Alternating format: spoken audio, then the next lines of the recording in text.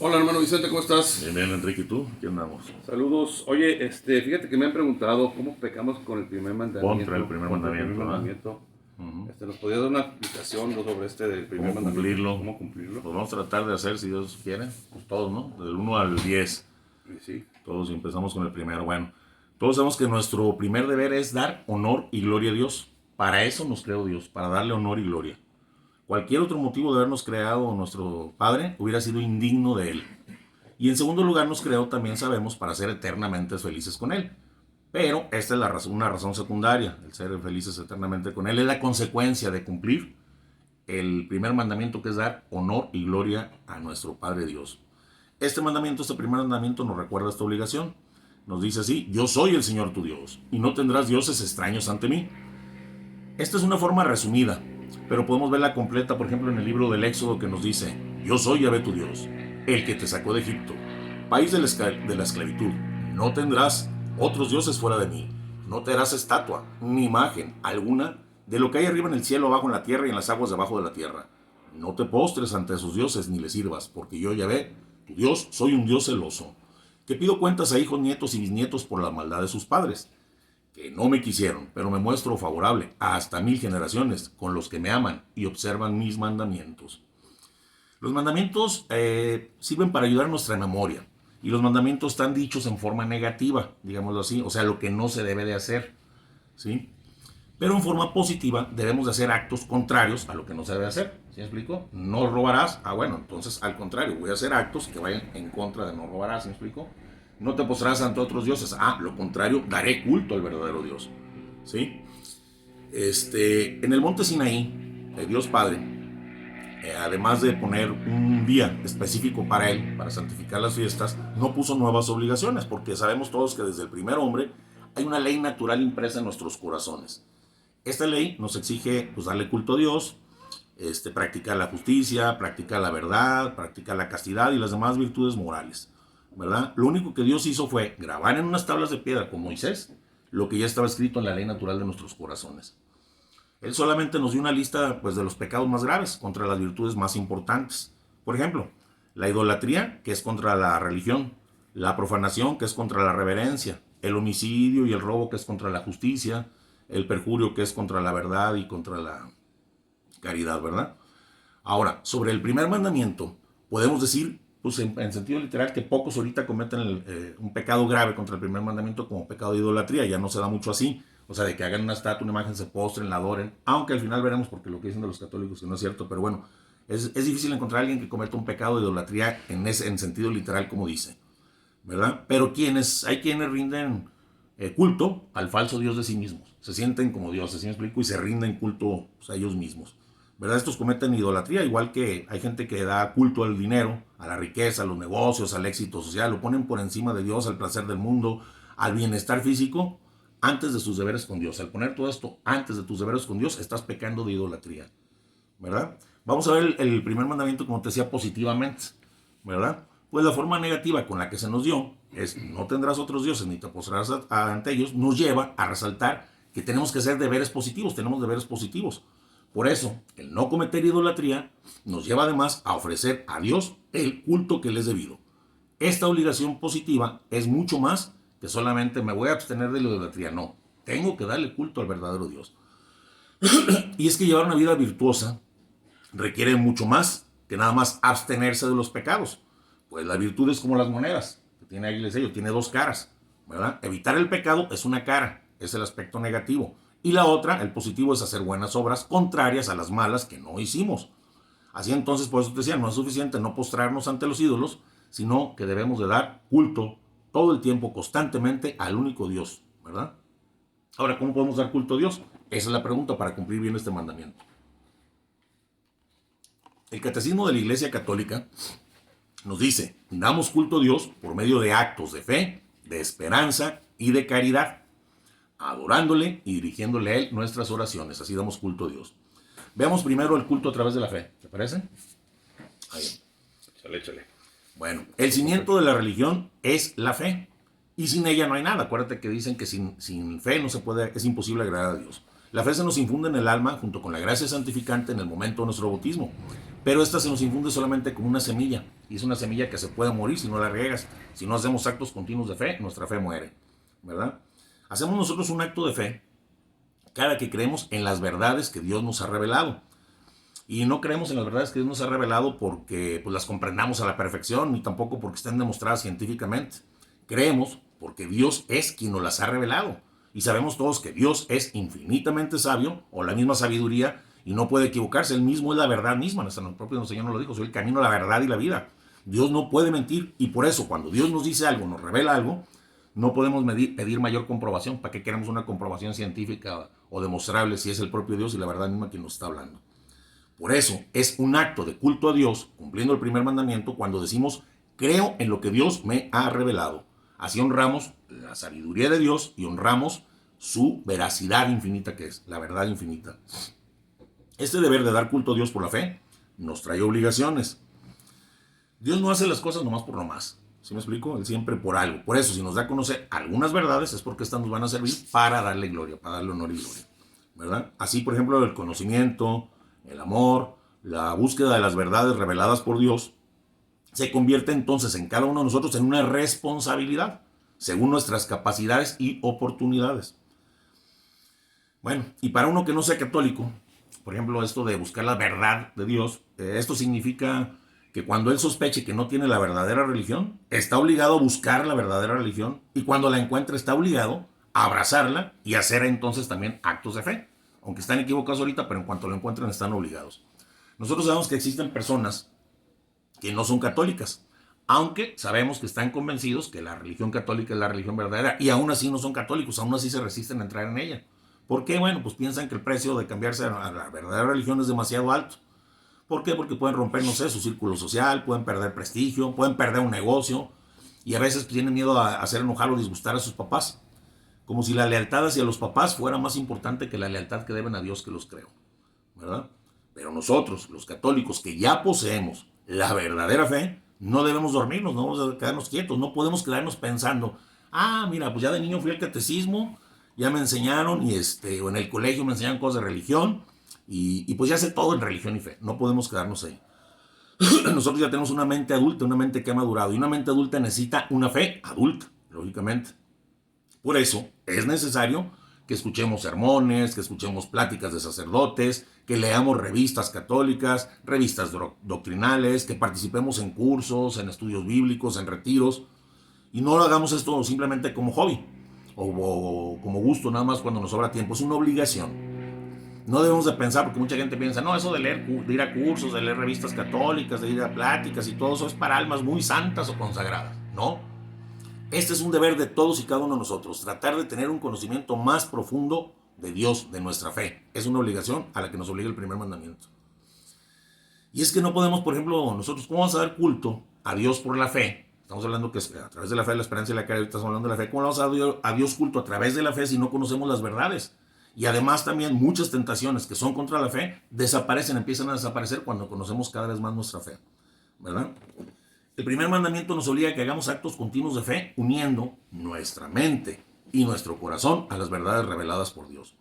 Esto hay que hacerlo constantemente, y especialmente cuando conocemos una verdad que desconocíamos. Oye, me acabo de enterar, fíjate que, no sé, alguien que no sabía que Cristo era verdadero Dios, pues más aferrarnos y más abrazar esa verdad. Debemos hacer esto para que esa fe que se nos dio en el bautismo, como dije, en manera de semilla, no quede inactiva o se muera, ¿verdad? Además, también el primer mandamiento nos exige que hagamos profesión externa de nuestra fe, y más cuando el honor de Dios o el bien de prójimo requiere que hagamos ese acto externo de fe. ¿Cuándo requiere esto el honor de Dios? Bueno, si nosotros, por ejemplo, omitimos una profesión de fe delante de personas, equivale a negar a Dios. ¿Sí me explico? No nomás es negarlo, sino que si la gente está hablando y por ahí dice alguien: no, pues que Dios no existe, te quedas callado, y tú omites que tienes fe y que crees en Dios, lo estás negando. Y esto, digo, no estoy hablando solamente en casos extremos, por ejemplo, como en la antigua Roma, que los hacían negar su fe, pero si no los mataban, o el comunismo actual, que te hace que niegues tu fe. No, en esos casos, en cualquier momento tienes que estar dispuesto a dar testimonio de tu esperanza, como dice San Pablo. Esto se aplica a la vida ordinaria. Podemos negar nuestra fe de veces por miedo a que perjudique nuestros negocios, o por miedo al ridículo, o por algún respeto humano. Y esto es un pecado grave, ¿verdad? Alguien que oculta su fe equivale a negar a Dios el honor que se le debe, a ir contra el primer mandamiento. Y es que omitir, profesar la fe por miedo, con esto afectamos al prójimo. Sobre todo hay algunos prójimos que se afectan más, que son débiles en la fe y que observan que nosotros estamos escondiendo nuestra fe, que la estamos negando, y entonces terminan actuando igual que nosotros, ¿verdad? Continuamente se nos presentan en la vida, en todo momento, ocasiones de dar testimonio de nuestra fe para sostener la fe, sobre todo los más débiles que nos rodean, ¿verdad? Bueno, ahora, ¿cuáles son los pecados contra la fe? El primer mandamiento nos obliga a conocer lo que Dios nos ha revelado y a creerlo.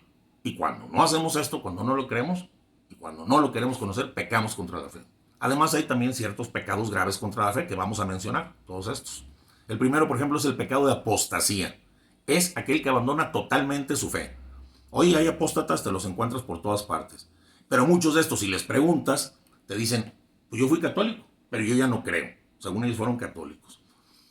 Y a veces pues esto pasa por consecuencia, no sé, de un mal matrimonio.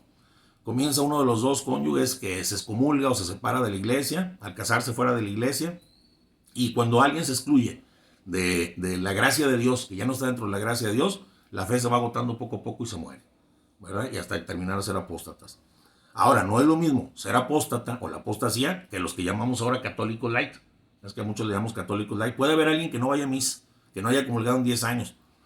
Pero ahí por lo general más bien se llama pereza espiritual, no es apostasía. Estos piensan decir, pues yo trabajo todo, a veces digo, por lo general dicen, yo trabajo toda la semana, ando en friega, y pues tengo derecho a descansar los domingos. Pero si les preguntas, ¿cuál es tu religión? Dicen, la católica es mi religión, claro. Y por lo general, ¿sabes qué dicen? Fíjate lo que dicen, y esto lo han oído sacerdotes millones de veces, yo lo he oído millones de veces. Dicen ellos, pues yo soy mejor católico que muchos que van a misa todos los domingos. Esa es una excusa súper común y va contra el primer mandamiento. Pero es que también hay muchos que van mucho a misa Ajá. y salen y le truenan la pelota al niño. O sea, todas Es más que es otro tema, si no vamos a alcanzar este. Okay. Todas las personas que le tronan la pelota al niño van a misa precisamente porque si no fueran a misa no le tronarían la pelota, le tronarían la cabeza. Van cambiando con la gracia de Dios. Dios va acrecentando la fe, pero eso es otro tema. Luego lo platicamos. Vamos. ¿Ok? Bueno. Un católico light no es un apóstata, pues piensa en un futuro, dice, voy a volver a la práctica de la religión. Y si este muriera antes de volver así, pues no necesariamente se le negaría el entierro cristiano. ¿Por qué? Pues el padre va a tratar de buscar alguna señal de que aún conservaba la fe y que se arrepintió antes de morir. Porque pues la iglesia pues es una mamá amorosa para sus hijos extraviados y basta la más pequeña señal para que conceda un sacerdote el entierro cristiano a un difunto, siempre y cuando no muera excomulgado públicamente o impenitente. Pero esto no va a garantizar que vaya al cielo, la misa no va a garantizar. Pero la iglesia no quiere incrementar el sufrimiento o el dolor de los seres queridos en no ofrecerle la misa a esta persona. Por ahí hablando de un sacerdote que le dijo, dejan el ataúd afuera, ¿por qué? Allá afuera le celebró misa, él nunca quiso entrar. Eso son cosas feas, pero bueno. Un católico light no es un católico apóstata, aunque frecuentemente lo conduce esto a la herejía. El apartarse de la Biblia conduce a la herejía. Uno no puede vivir a espaldas de Dios mes tras mes, año tras año. No puede vivir indefinidamente en pecado mortal, rechazando la gracia, sin que la consecuencia sea, lógicamente, que al final se encuentre sin nada de fe. Y es que la fe es un don de Dios, es un regalo. Y tiene que llegar el momento en que Dios, que también es infinitamente justo, no puede permitir que este don siga despreciándose. Y entonces ahí, cuando la mano de Dios se retira de esta persona, la fe muere, queda totalmente muerta. Otra causa de apostasía es la soberbia intelectual. Este es un peligro al que se exponen ahora a los jóvenes que van a la universidad. Comienzan a descuidar la oración, la misa dominical, la confesión, la vida espiritual. Y de pronto pues, se ven deslumbrados por la actitud de superioridad ahí de algún catedrático que ve a la religión como si fuera una superstición. Y estos jóvenes, en vez de aceptar el reto con que se tropiezan, estudiar cómo responder al maestro, cambian la autoridad de Dios y la autoridad de la iglesia por la de un simple humano, de un profesor. Ahora, no quiero decir que la mayoría, porque no vayan a decir, de los profesores sean ateos, pero sí hay muchos que, llevados por su inseguridad misma, buscan afirmarse ellos empequeñeciendo a las mentes que son superiores, que sí tienen fe. Y estos maestros pueden causar daños irreparables a estudiantes que son impresionables, que se hagan impresionar por el maestro y pueden contagiarle su soberbia espiritual. La famosa teoría de Darwin. Hay otro peligro para la fe y estas son las lecturas imprudentes, sobre todo para los que sufren pobreza intelectual. Estos son fáciles presas de autores cuya actitud hacia la religión es como de ironía y de desprecio. Estas personas, al leer estos autores y teniendo ellos una mente superficial, comienzan a poner en duda sus creencias y entonces el lector termina cambiando su fe por los sofismas y mentiras que va leyendo, ¿verdad? Ahora, también la apostasía a veces es resultado de vivir en pecado habitual, como lo dije hace rato. Nadie puede vivir peleándose consigo mismo, en conflicto consigo mismo por mucho tiempo. ¿Por qué? Porque si sus actos que está haciendo chocan contra la fe, pues una de las dos sale sobrando. O sobra mi pecado o sobra la fe. Y por lo general es la fe a la que arrojan por la ventana. ¿Sí me explico? La desechan. Y muchos tratan de justificar, les preguntas si tratan de justificar la pérdida de fe, aparentemente por dificultades intelectuales. Es que no me cuadra. Pero en realidad lo que tratan de hacer es cubrir sus pasiones. No es otra cosa, cubrir sus pecados. Además, otra cosa, el rechazo total de la fe. Existe también algo que se llama el rechazo parcial de la fe, que es el pecado que conocemos como pecado de herejía. Un hereje es un cristiano que rehúsa creer una o más verdades reveladas por Dios y enseñadas por la iglesia. O sea, lo que conocemos como los dogmas. Como por ejemplo la infalibilidad papal, la concepción virginal de Jesús, la Inmaculada Concepción de María. Todo el que niega alguna verdad, debemos saber que todos los dogmas están entretejidos. Y estos dogmas entretejidos son los que forman nuestra fe católica. Por eso rechazar un solo dogma, uno solo, es rechazarlos todos. ¿Por qué? Porque si Dios, que es el que habla, a través de su iglesia, se equivocó en un punto, en esto no creo que dijo Dios, pues no existe razón para creer que en todo lo demás no se haya equivocado. Por eso es un pecado grave contra Dios y contra el primer mandamiento. Y no existe. Él es ligeramente herético. ¿Es ligeramente herético? Pues yo te podría decir, aquel está ligeramente muerto. Es lo mismo que decir eso no existe. Podemos pensar nosotros, por ejemplo, que los anglicanos, que están muy cerca de la iglesia católica, porque creen casi todo lo que creemos, tienen ceremonias parecidas a la misa, confesionarios, ornamentos, pero no es así. No es así, pues la frase es, ellos son casi católicos, es tan absurda como la de, está casi vivo. ¿Me explico? No es así. Tienen diferencias y ya no es la misma fe, ya no son los dogmas entretejidos y no es la fe verdadera que Dios nos dejó. El pecado de herejía, como todo pecado, se distingue entre pecado material y pecado formal. Por ejemplo, si una persona hace algo malo, pero lo ignora, no lo sabe, sin culpa decimos que hay un pecado material, lo cometió materialmente, pero no formalmente, porque en su acción no hay una culpa personal. Pero un católico que rechaza su fe, que rechaza una verdad de fe, un dogma, como decir, por ejemplo, no creo en el infierno, ese, como si lo sabe, es culpable de herejía material y herejía formal, de las dos. O que el Papa se está equivocando, culpable de herejía material y también formal en cuestiones de doctrina. Pero un protestante, por ejemplo, que cree en las enseñanzas de la religión en la que nació y no ha tenido oportunidad de conocer la verdadera fe, ese es un hereje material, pero no formal porque no hay culpa en su persona. ¿Sí me explico? En un católico sí, pero uno que desconoce las verdades de fe no hay culpa. Hay otro tipo de herejía muy común y ese le llamamos el indiferentismo, que dice que todas las religiones son iguales, todas las religiones son buenas, todas las religiones son agradables a Dios. Tan buena es una como otra. Es cuestión de que a ver la que tú prefieras. Lo malo, aquí el decir esto, es suponer que el error y la verdad son iguales de agradables a Dios. Todas las religiones son buenas, entonces a Dios le agrada también el error de las fe, le agrada. O suponer, por ejemplo, que no hay una verdad absoluta que existe cuando hay un Dios que no la reveló. Que la verdad es nada más lo que uno cree, lo que vaya creyendo cada uno. Esto es un pecado grave. Si creyéramos nosotros que una religión es tan buena como otra religión, lo siguiente sería, pues ninguna religión vale, porque ninguna fue establecida y aprobada por Dios. O sea, vamos a eso. Este indiferentismo está arraigado más en los países que se dicen open mind, países de mentalidad abierta, ¿verdad? Ahí es donde está más arraigado. Confunden el indiferentismo con la democracia, porque la democracia pues pide, al igual que la caridad cristiana, el respeto a la conciencia del prójimo y sus convicciones, aún sabiendo que son equivocadas. Pero la democracia no nos pide decir que el error no importa. Permite que caigan, pero no es el error, sí importa y hay verdades. Que es igual el error a la verdad, eso no es cierto. Por eso el católico que baja la cabeza cuando alguien dice no importa lo que uno crea, lo que importa son sus obras, es culpable de un gran pecado contra la fe, ¿verdad? El indiferentismo, fíjate, puede predicarse tanto por acciones como por palabras. Por eso está mal que un católico participe, otro pecado grave, en celebraciones religiosas no católicas con los hermanos separados. Porque participar en esas ceremonias es un pecado contra la virtud de la fe. Pues nosotros sabemos como Dios quiere que nosotros le demos culto, ya lo sabemos. Y por eso es grave dárselo de otras formas que son creadas por hombre en vez de dárselo de una forma creada por él, ¿verdad? Ahora, esto no significa, por ejemplo, que un católico no pueda hacer oración junto con un hermano separado, pero no deben de participar activamente en las celebraciones de ellos, en las celebraciones públicas. Un católico sí puede asistir, por ejemplo, pero sin participar a un servicio religioso no católico.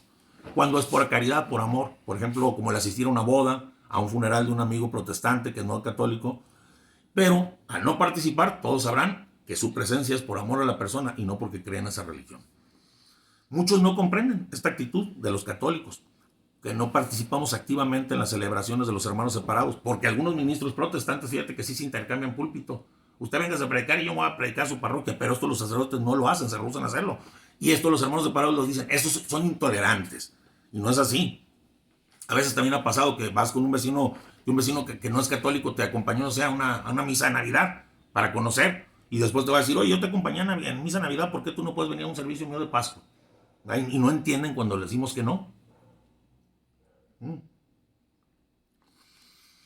Si no vamos, nuestra negativa les parece mala, ¿verdad? Les puede decir, no, pues tú no juegan limpio. Van a decir, este no está jugando limpio, yo lo acompañé, él no me acompañó. Pero no es fácil explicar nuestra actitud, que si nosotros estamos totalmente convencidos de poseer la verdad, no podemos participar en una falacia, en una mentira religiosa, ¿verdad? Cuando un protestante da culto a Dios en su templo, él cumple lo que cree, que es voluntad de Dios, y por equivocado que está haciendo lo que él cree, y eso está bien y puede comprenderlo Dios. Pero un católico no puede agradar a Dios si con su participación proclama que el error y la verdad es lo mismo, que no importa, ¿verdad? Bueno, eso fue a través de la fe. Veamos a través de la esperanza cómo darle culto a Dios. Dicen los niños, mi papá lo arreglará, mi papá todo puede hacerlo. Eso se lo preguntaré a mi papá, él lo sabe todo. Y por lo general, pues los papás nos conmovemos por la confianza de nuestros hijos hacia nosotros, en nuestra sabiduría supuestamente y poder, aunque a veces esta confianza de los hijos nos puede poner en apuros, porque a ver, no sabemos nadie, y ahora que le digo si tiene su confianza puesta en mí, somos limitados. Y sería extraño que un papá no se sintiera contento, complacido por la confianza de sus hijos. Pues así Dios, aquí podemos ver que un acto de esperanza da culto a Dios, pues expresa nuestra confianza en Él como papá amoroso, omnisciente, todopoderoso, tanto si nuestro acto de esperanza es interior como exterior. Con la esperanza alabamos el poder de Dios, la fidelidad, la misericordia de Dios, le damos culto y así cumplimos un deber del primer mandamiento. Cuando hacemos un acto de esperanza afirmamos que el amor de Dios es tan grande que Él mismo se ve obligado con promesa a llevarnos al cielo si nosotros queremos, ¿verdad? Afirmamos que su misericordia sin límites está por encima de nuestras debilidades humanas y sabemos que con la ayuda de su gracia podemos vencer y obtener el perdón de nuestros pecados y podemos obtener la vida eterna. Pero es necesario que nosotros hagamos lo que está de nuestra parte, porque mucha gente, tengo la esperanza, Dios me va a llevar. Debemos hacer todo lo que podamos. Sabemos que no debemos ni podemos hacer todo, pero sí lo que podamos. Esto es necesario, porque al hacer un acto de esperanza, reconocemos que no perderemos el cielo si no es por nuestra culpa. Si nos llegamos a condenar, no será mala suerte, o accidente, o Dios no cumplió su promesa. No, será porque preferimos nuestra voluntad a la de Dios, porque deliberadamente nos hemos apartado de Él, ¿verdad? Ahora, ¿cuáles son los pecados contra la virtud de la esperanza? Bueno, el primero es la omisión, es decir, esperar todo y absolutamente de Dios. Yo no voy a hacer nada y que Dios me salve. En vez de casi todo. Recordemos, tú haz tu casi nada y Dios hará su casi todo. Porque si tú no haces tu casi nada, Dios tampoco hará su casi todo. Ayúdate que yo te ayudaré. Dios nos da a cada uno, fíjate, las gracias necesarias para salvarnos, pero tenemos que cooperar con su gracia. Si no cooperamos con la gracia de Dios, la gracia no hará lo propio. Dios espera que cada uno, con la ayuda de su gracia, se mantenga apartado de los peligros.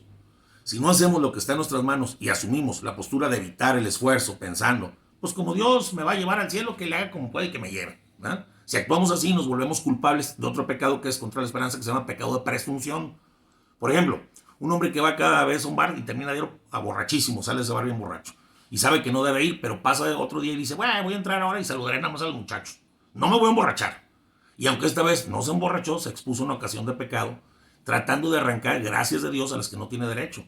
Aquí él se vuelve entonces culpable de un pecado de presunción al exponerse imprudentemente al peligro. O una chava que sabe que siempre que sale con cierto muchacho peca, pero dice, bueno, hoy voy a salir con él y no voy a pecar. Es un peligro innecesario, por lo que se expone a una ocasión de pecado cometiendo un pecado de presunción, para que quede claro la misión y la presunción, ¿verdad? Además de la presunción también hay otro pecado contra la esperanza, y es la desesperación. Esta es opuesta a la presunción. ¿Por qué? Porque mientras la presunción espera todo de Dios, la desesperación espera muy poquito de Dios. Entonces es totalmente contrario. Un ejemplo, por ejemplo, aquella persona que dice, he pecado tanto que Dios ya no me puede perdonar. Aquí se hace un grave insulto. Insulto a la infinita misericordia y amor de Dios. Judas ahorcándose es el retrato o la foto del pecador desesperado. Para la mayoría de nosotros, no es muy común que nos desesperemos en ese sentido, ¿no? Dice, yo no me desespero y sí confío en Dios en eso. Pero en otros sí. Por ejemplo, cada vez que nosotros pecamos para evitar un mal que nos imaginamos nos puede venir, como decir mentiras para salir de un problema, usar anticonceptivos para evitar más familia porque a lo mejor no vamos a tener para comer, ahí estamos faltando a la esperanza. No estamos confiando en Dios y su providencia, que nos dice que si hacemos lo que Él manda, Él cuidará las consecuencias. Entonces tenemos desconfianza. Voy a hacer esto porque si lo hago, me va a ir mal y Dios no me va a ayudar. Es un pecado grave contra la esperanza. Bueno, ok, ahora vamos a ver el último. También tenemos que dar culto a Dios por el amor. Honramos a Dios con nuestra fe y con nuestra esperanza, eso lo sabemos. Pero encima de todo lo honramos con nuestro amor. Hacemos actos de amor a Dios. Esto lo hacemos internamente, con la mente y con el corazón. O externamente, con las palabras y los actos. No oigo, perdón. Es que me confundí acá. Externamente, con palabras y actos, manifestando que lo amamos por quien es. Debemos manifestar amar a Dios por quien es, no por lo que nos da. Esto es muy importante. Lo amamos solo porque Él es infinitamente amable. El amor a Dios, como todo amor, no debe ser un sentimiento. El amor debe residir y estar siempre en la voluntad, no en las emociones. Puede ser, por ejemplo, que alguien en el ámbito de las emociones se sienta frío hacia Dios. No siento nada, voy a misa, lo veo y no siento nada. Pero tiene un profundo amor hacia Él. Pues lo que constituye el verdadero amor a Dios no es sentir nada hacia Dios, sino es conformarse y hacer su voluntad. Eso lo decía nuestro Señor Jesucristo. Aquellos que dicen que me aman, hagan mi voluntad. Como yo digo que amo a mi Padre y hago su voluntad. Si hacemos todo lo que Dios nos pide, solo porque Él quiere, y evitamos todo lo que Él no quiere, solo porque Él no lo quiere, lo amamos profundamente, independientemente si sentimos algo o no por Él. Hay gente que es indiferente en el sentimiento, pero lo ama más que aquellos que dicen siento muy bonito hacia Dios. Ahora, si nuestro amor es verdadero, es natural entonces también que amemos a todos los que Él ama, a todas las almas que Él ha creado y por las que nuestro Señor Jesucristo murió, a excepción de los condenados, eso sí. Si amamos al prójimo por amor a Dios, no hay necesidad de que este prójimo sea amable. Pues ayudaría mucho, ¿no? Que el prójimo fuera amable, pero no hay necesidad, porque pues sería menos meritorio para nosotros. No importa si es atractivo, feo, listo, inteligente, no importa nada de eso, porque nuestro amor a Dios nos lleva a buscar que todos alcancen el cielo y debemos hacer todo para ayudarles. El amor al prójimo, igual que el amor a Dios, no reside en las emociones, es igual, sino que reside en la voluntad. Podemos sentir antipatía total hacia alguien y tener un amor sobrenatural por él enorme que se manifiesta en desearle el bien mediante la salvación de su alma, el rezar por él, el perdonarlo, el rechazar el rencor, el rechazar la venganza hacia esta persona. Es lógico que nadie disfruta cuando alguien abusa de él o lo engaña, y Dios no nos pide que disfrutemos de eso. Lo que nos pide es que deseemos la salvación del pecador, aunque nos haya lastimado.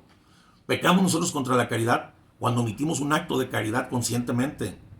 Además, también todos nosotros tenemos obligación de hacer actos de caridad en las tentaciones, que solo pueden vencerse con un acto de amor. Al mal vénsele con bien. Por ejemplo, en una tentación de odio, estamos obligados a hacer actos de caridad, ¿sí? Contrarios. Y estos actos es muy necesario hacerlos, sobre todo en el momento de nuestra muerte. Perdonar a todos, hacer actos de amor con aquellos que estamos peleados. Bueno, es que lo que pasa es que en primer lugar, contra la caridad que está, contra el amor, pues está el odio. Ahora, no es lo mismo sentir disgusto contra alguien, enojarnos con alguien, que el odio, porque el odio es un espíritu de rencor, de venganza, es desearle el mal al otro, o gozarnos en que le vaya mal en su desgracia. Y hay una clase peor de odio. La peor clase de odio es el odio a Dios. Este es un deseo absurdo de causarle daño a Dios, o querer frustrar sus planes, o gozarse en el pecado sabiendo que es un insulto hacia Dios. Los demonios y condenados odian a Dios y lo odiarán toda la eternidad. Pero este pecado no es muy común entre nosotros, entre los hombres, porque pues es el peor de los pecados. Lo más común es el odio al prójimo, que es gozarse en su desgracia, desearle la desgracia. Si llegamos a desearle a alguien, por ejemplo, un mal grave, como que se enferme o que le vaya mal en el trabajo, cometemos un pecado mortal. Y desearle algo leve, por ejemplo, no sé, que pierda el camión o que su esposa le grite, pues es un pecado venial, pero es odio. Debemos saber que no es malo desearle un pecado mal a un prójimo para obtener un bien mayor. Podemos desear que tal borracho tenga una enorme cruda para que aprenda y cambie, o que tal delincuente lo aprendan y lo metan a la cárcel para que recapacite, o que un tirano, un dictador se muera para que el pueblo viva en paz. Pero siempre nuestro deseo principal debe ser la salvación de esa alma por la que estamos pidiendo. ¿Sí? Otro pecado contra la caridad es la envidia. Esta consiste en un resentimiento contra la buena fortuna del otro, como si esta fuera una forma de que él nos estuviera robando. Y más grave aún contra la caridad es el pecado de escándalo, muy importante, el pecado de escándalo, porque con palabras o ejemplos inducimos a otros a pecar en nuestra manera de vestir, en nuestra manera de actuar, o los ponemos en ocasión del pecado. Y es un pecado muchísimo más grave con los hijos. De este deben de cuidarse los papás, porque son modelos de sus hijos, y deben de guardarse especialmente delante de ellos, de llevarlos a escándalo a pecar, de permitirles pecar. Y finalmente está el pecado de asidia. Este pecado es pecar contra el amor sobrenatural que nos debemos a nosotros mismos. Es la pereza espiritual por la que despreciamos nosotros los bienes espirituales como la oración, la misa, los sacramentos, porque nos causa mucho esfuerzo realizarlo. ¿Verdad? Bueno, ok. Ya hablamos fe, esperanza y caridad. Vamos a otros pecaditos rápidamente para terminar. Vamos a ver otros dos pecados graves contra el primer mandamiento. Si estos se llaman sacrilegio y superstición. Por ejemplo, si nuestra fe es profunda y viva, no existe peligro de caer en sacrilegio. ¿Qué es el sacrilegio? Maltratar a personas o lugares consagrados. Esto, en su forma más leve, proviene de una falta de reverencia de lo que es de Dios, de lo que pertenece a Dios, y en su máxima gravedad el sacrilegio viene del odio a Dios y todo lo que es de Dios. Hemos visto los terribles sacrilegios que hacen los comunistas, convirtiendo a veces los templos hasta en establos, torturando sacerdotes, encarcelándolos y a veces matándolos, y muchas veces pisotean las escrituras. Esto es un sacrilegio muy grave. Mira, hay tres tipos de sacrilegio, rápidamente. El maltrato de un consagrado religioso se llama sacrilegio personal. El profanar un lugar dedicado por la iglesia se llama sacrilegio local. Y el usar malas cosas, como sacramentos, Biblia, vasos y ornamentos, todo lo consagrado bendecido para el culto a Dios, se llama sacrilegio real. Si el sacrilegio es deliberado y de materia grave, como recibir un sacramento indignamente, es un pecado mortal. Una mala confesión o recibir la Eucaristía es pecado mortal, después de una mala confesión. Aunque sí, este sacrilegio sería venial si no tiene pleno conocimiento. Como hemos dicho siempre, tienes que tener pleno conocimiento. O también puede ser venial, por ejemplo, en el caso de que un laico, por pura curiosidad, agarre un cáliz sagrado y no sabe que lo está maltratando, puede ser venial, si no lo hace con intención. Pero si tenemos nosotros una fe sana y no cometeremos jamás un sacrilegio, y esto no nos causa problema, los católicos no nos causa problema. Bueno, pues para la mayoría de nosotros es muy importante mostrar reverencia a los objetos religiosos que usamos. En nuestras casas, por ejemplo, guardar el agua bendita en un recipiente limpio, en un lugar adecuado, manejar la Biblia con reverencia, tenerlas en un sitio adecuado, quemar los rosarios y los escapularios rotos en vez de echarlos a la basura, pasar por alto defectos y debilidades de los sacerdotes que nos agradan, conducirnos con respeto en la iglesia, especialmente en las bodas y bautizos, cuando se visten las mujeres tremendamente dando escándalo, porque por la imagen social, ¿verdad? Y eso los puede llevar a descuidar esto. Y veamos por último, la superstición. ¿Llevas un amuleto en el bolsillo? ¿Un billete de $1 en la cartera? ¿Tratas de tocar madera cuando ocurre algo que supuestamente da mala suerte? ¿Tienes un espantasueños en tu auto en la puerta de tu casa?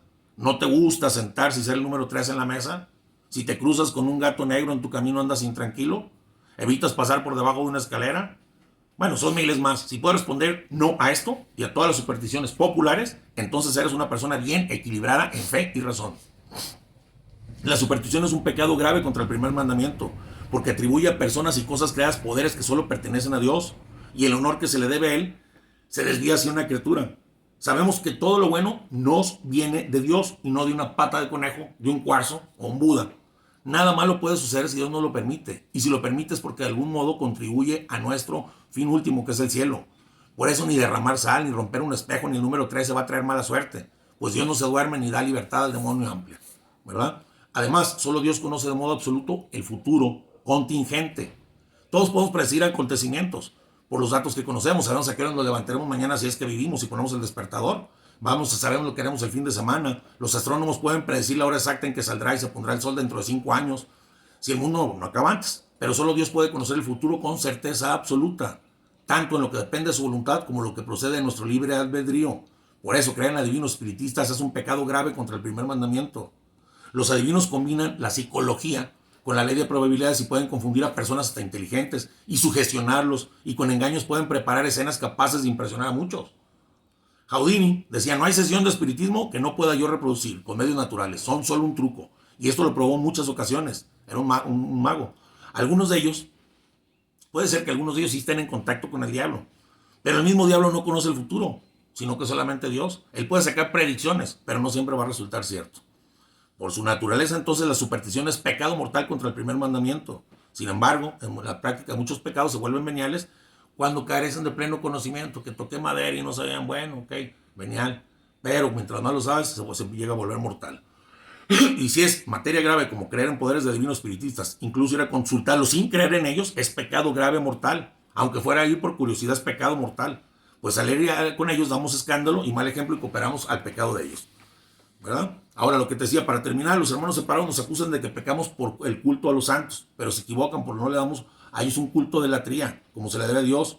Incluso el culto que rendimos a la Virgen María, que está por encima de los ángeles santos y pergolía, es muy distinto al culto de adoración a Dios. Nosotros lo único que adoramos es a Dios.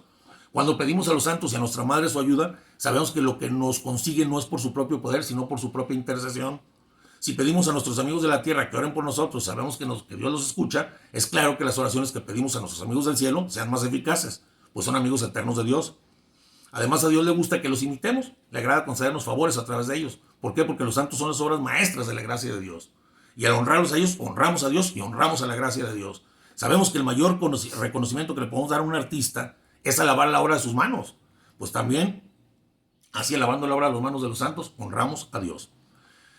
Nosotros honramos estatuas y pinturas de santos y veneramos reliquias, pero no las adoramos. Es como alguien que pone flores diario ante la foto de su mamá que ya murió. Él no adora ese retrato, sino que le recuerda a su mamá, para que esto nos quede muy claro. Si nosotros besamos un crucifijo, un cuadro de María o un santo, es para que nos ayude a fijar nuestra mente y nuestro corazón en ellos, no en el cuadro. Y sabemos perfectamente que una imagen de madera o yeso no tienen poder alguno para ayudarnos. Por eso nosotros no adoramos imágenes, como lo pide el primer mandamiento. Pero ya quedó claro más o menos cómo se peca contra el primer mandamiento. ¿Verdad? Muy bien. Y que hay que hacer lo contrario, en forma positiva. Fíjense bien esta situación y analícenla. ¿Sabes qué, hermano? La próxima semana va a salir un nuevo video con el señor Miguel Arredondo de Perú. Saludos. Hay que mandarle saludos a todos nuestros amigos del Perú. Saludos. Que él nos va a promocionar allá con sus amigos. Qué bien. Para que ya nos hacemos más internacionales, ¿verdad? Ahí no te voy a dar. Pues bueno, como siempre, ¿algo más que agregar, hermano? Pues nada más, hermano, vamos a tratar de irnos con los 10 mandamientos uno por uno, porque a veces por desconocimiento pecamos, se convierte en un pecado material, más no formal, pero tenemos que tener ese conocimiento, no nomás por no cometer las cosas, sino para agradar a aquel que nos dio la vida. Eso hemos venido a darle culto, honor y gloria a Dios, y por eso, como consecuencia, gozar de la vida eterna con Él. No es una fiesta, no venimos a una fiesta esta vida, venimos a amar, a servir a Dios y gozar de Él eternamente. Como te dije una vez, nosotros los extraterrestres no vamos buscando. Ya se va a acabar. Los extraterrestres somos nosotros los que estamos aquí en la Tierra. Porque nuestro cuerpo aquí va a quedar y nuestra alma se va a ir. Se va el Señor para siempre y ya se unirá en la resurrección de la carne. Pues bueno, mis amigos, como siempre, su amigo Quique y su amigo Chente. Bye. Bye.